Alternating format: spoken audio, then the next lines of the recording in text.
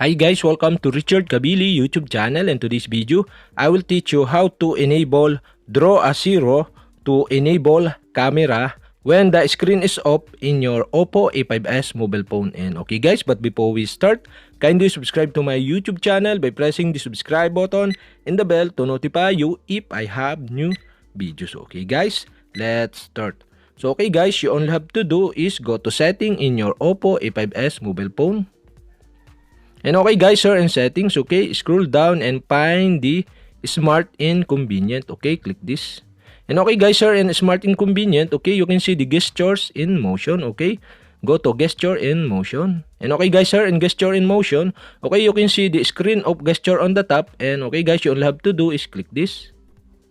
And okay guys, here in screen of gesture, okay, you can see the screen of gestures.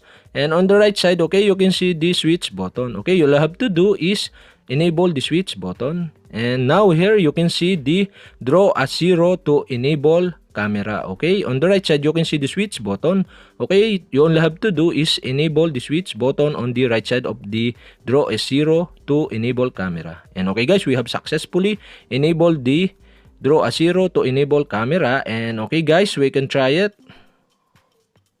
Okay, go back, and okay, we can turn off the screen. And okay guys, okay, draw a zero to enable the camera. Okay, I draw a zero.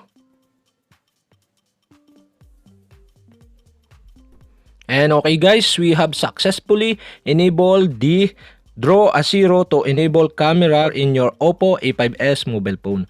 And okay guys, that's it. And if you have a question, kindly comment below.